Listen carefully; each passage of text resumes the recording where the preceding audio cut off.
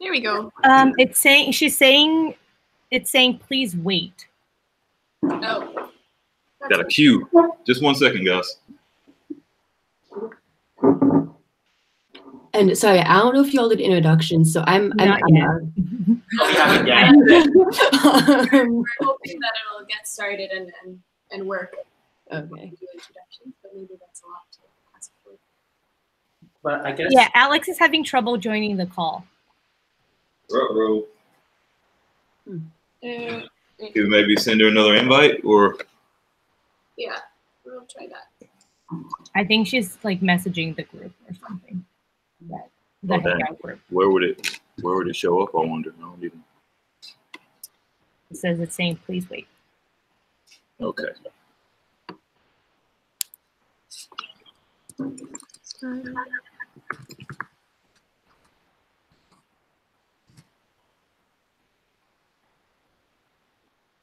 Okay.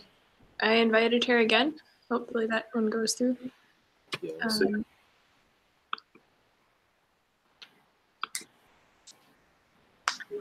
Okay. I invited her again. Yeah. Okay. Let me get started. Okay. So, hello, America. My name is RT, like the letter R and then key or car key, but not the C, aka success. I remember that. Williams. That's the thing that happens. I'm Coley. I'm a senior, also an economics major at Williams. Thank you all for being here. Thank you all for being here. Maybe we can start with the panel and have you introduce yourselves. Sure. Oh, yeah. Okay. Yeah, I'll start. So my name's Kyle Moore. I am a 6-year grad student, 4th-year PhD student at the New School for Social Research in economics. Right now, I am at the Washington Center for Equitable Growth in DC with a residential fellowship. So I'm there working on my dissertation. So that's me. Emma, do you want me to go or you want to go? You can go ahead. Okay, I'm Steph. I'm a research assistant at Princeton, but I'm starting grad school in the fall. I have a couple of options on the table, so no answer yet. I work mostly on taxation and income inequality, fun things like that. Yeah. Cool. Maybe first, congratulations, Steph, because that's super exciting. Getting into grad school is always just like a huge relief. Hi, everyone. I'm Emma. I am a first-year grad student at Harvard in the public policy PhD program, where I focus on development economics. And I think I'm hoping to go in the direction of political economy as well. Before starting grad school, I worked as a research associate for 3 years. 2 years living in Western Kenya, and then 1 year at UC Berkeley. So if anyone's thinking about sort of that like alternate route, sounds like Steph can speak to that, and I'm also happy to talk about like that path. Yeah, thanks for having me. Thank you. So I guess some of you kind of got into this, what your path was, but what made you all decide to go into econ academia, and how did you choose where to go within academia? Yeah, so for me, I think it was kind of always the case that I was going to pursue academia. I was just always that type of, that was what was interesting to me in undergrad and in high school. Really, I was just one of those nerdy kids who was like, I like reading and studying and stuff. So it was kind of a sure thing that I was going to do academia. But when I was an undergrad, I was for a while I was doing a philosophy major, and I was kind of going back and forth whether or not I was going to do econ PhD or philosophy PhD or like law or something. But I took a course my senior year called Economic Doctrines, and that course was a history of economics course, and so it looks like I think Alex is still trying to join. Ah. Rough. So basically, yeah, she's trying to get in here. All right, I'll try to figure it out, but yeah. So I mean, the point is, I took this history of economics course and realized that that's what was really, you know, that's what sparked my interest really in economics and wanted to do that further. Problem is, not many places actually do history of economic thought. And so I kind of did a search of the schools that did, talk to my professors about it. It kind of narrowed down on a place called George Mason and a place, which is in Virginia, I think. George Mason, Virginia, yeah, and the New School. There are other places to do it as well, but these are the places people are familiar with. And George Mason wasn't really a good fit just in terms of ideology. But I toured the New School, saw their department, saw the econ and philosophy departments were on the same floor, and I was like, you know what, this is it. I was sold. So that was kind of my path to grad school. That's how I got there. Yeah. Mine was not nearly as direct as this. I started out as an undergrad, so I'm Brazilian, but I came to do my undergrad in the US. And I got paired with an advisor in the economics department. And she was like, oh, tell me about your interests. And I told her, and she was like, first of all, it was a woman, which made a huge difference, because I don't think I would have necessarily stayed if she hadn't like been a role model for just being a woman in economics. I tried really hard to not do it. I tried to drop out at every single step of the way. I tried consulting, I tried policy, I tried, oh, did Alex join? I think she's still trying. Oh man. Okay, I did internships in public policy when I was in college. I tried consulting. I actually worked in consulting a couple of months before quitting my job to come be a research assistant. And it was really from trying literally everything else that I could possibly think of that might be mildly correlated with my interests. And I was like, oh no, actually this is what I really like. And the really telling sign for me was my senior year. I was working, I went to Swarthmore and we didn't have a thesis, okay. But I got, for my advanced econometrics class, we had to write a paper. And I was having so much fun. I just really enjoyed spending time with my data. It was so nerdy. And then I was like, oh, maybe this is for me. And then, you know, every day on this job, it's like, yeah, I can do this. I can stay here. Cool. That's awesome. I'd say my story has some parallels in that, yeah, I like really resisted the academic route for a while. So I actually double majored in undergrad. So one major in economics and the other in Middle Eastern studies. So I lived in Egypt for a year studying intensive Arabic. I'd been studying Arabic for a few years at that point. So like I was really pretty committed to like the Middle East route, but I also was really passionate about development economics. And I think what kind of like one of the pivotal, well, yeah, a point where I like had to make a decision was the fact that there was like very little development economic research at the time being done in the Middle East. You might be familiar with JPAL for those of you who are interested in development, but like JPAL and IPA just have like very few, or at that time had very few projects in the Middle East. Wow. And so I was just like, all right, if this is what I really want to do, I need to just go where the jobs are. So I ended up going to a job in Kenya. I actually worked in Abu Dhabi for a year before this at NYU there as a fellow in their econ department. And that was interesting, but that was just kind of this weird thing that happened. So did a year of that and then was in Kenya for 2 years.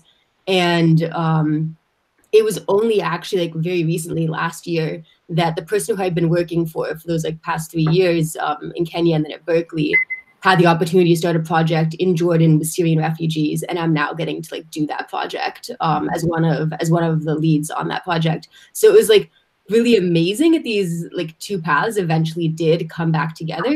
But I think for me it was more just like I had to make a decision, and like I thought economics was fascinating, and so I was like, well, let me just go do this.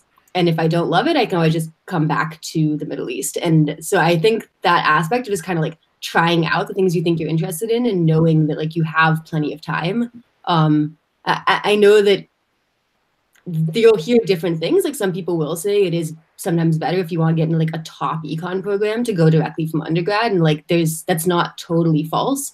But at the same time, I think just like from the personal perspective, there's so much value to just like trying out everything you think you might care about. And then you'll actually know, like, am I doing this because it's what I really want to be doing? I'll say that doing a research assistantship is a good way, if you've tried tried other things outside of undergrad, it's a good way to come back. So I didn't do real analysis when I was in college. And when I quit my consulting job, like the best path for me was to get research experience and get another recommendation letter that way, and like take some time to signal to grad schools that, hey, I'm not, quitting these other jobs and like trying to come back to academia willy-nilly. I actually am committed to this, which is why I like took a huge pay cut and came to this job for a while. And like, no, but and I think RA ships are having a complicated moment right now for multiple reasons. But one of the things, like people think that there's some nepotism in it. But it's a really good way for people coming from non-traditional paths to get more experience and get into high-ranked econ programs. I think some programs are hesitant to admit a lot of people who have RA experiences, but I wouldn't say that, oh, you have to be going straight from undergrad into a PhD program to get into a top 5 or top 10 or whatever school, because I don't know, like we have 2 examples on this panel of people who didn't do that. Yeah, I mean, I know you guys asked us to like talk about taking time off and not taking time off, and I'm gonna take this as a segue to say that I have loved taking some time between my undergrad and grad school. I think it's so important to learn how to have a weekend, which is something that a lot of undergrads don't know how to have. I guess. What? No, it depends on where you go, I guess. Yeah. That's true. I didn't know how to have a weekend. And I also, I don't know, the first 6 months out of undergrad were really tough, just in terms of adjusting to being an adult. And I don't really know how I would have done that in grad school. Also, like, this has been my experience. I was forced to learn how to take care of myself and like pick up hobbies and learn how to make friends, which I think are useful things. I don't know, make some money. Always nice. Yeah, so I guess I can give the alternate perspective on that, just because I did go straight from undergrad to grad school. So I did. You were also pretty sure that you wanted to go into academia. Yeah, I mean, so it was pretty much the path that I was going to go regardless. So I did undergrad at Morehouse College in Atlanta, and then immediately summer after that, me and my partner, we moved to New York City. And so I'll say that coming out of undergrad and going into grad school, one thing you got to be aware of is you are going to be kind of the baby in a lot of ways, because it seems like typical grad school age is late 20s to into 30s. So, but that's not so much of not as much of a problem as you would think it would be, because really everybody in grad school, for all intents and purposes, is the same age. So they're your colleagues, they're your peers. So that's not so much of an issue. One thing that was kind of tough for me making that transition is learning to relate to my professors as an adult and as potential peers, right? Because that's what the grad school process is about. It's you becoming one of a part of academia, becoming a peer to your professors. So it's a kind of a transitionary period between, oh, you're just looking at this person as the person who gives you assignments to do, rather than a person you're having conversations with. And so that might be tough being young and going into grad school straight out of undergrad, but it's definitely a doable thing. I also say that I know people, a lot of people who are doing RA-ships right now and who have done RA-ships before they went to grad school, and that, I mean, almost across the board, they've gotten a lot out of that experience. So I look at it as just like two different paths. Not one's necessarily better than the other, but it's just like both ways are viable. It just kind of depends on your personal situation in terms of like, are you sure about this? Do you know this is what you want to do? You know, what's your financial situation like? Just all those factors could come into play, but you're not really losing out if you do one or the other. Thank you. I realized that we never got around to introducing the people who are sitting behind me. So I was thinking we should take a quick pause to do that. Hi, I'm Natalie. I guess year, name and year. I'm a junior in economics. Hi, my name is How You doing without doing? I'm a junior, econ and CS. I'm Brenda. I'm also a junior, econ and math. I'm Saki, sophomore, econ. Nope. Nope. Okay, so next question. For those currently in grad school, what has it been like so far? And what has it been like, and for those that have RA'd, what has it been like to be an RA?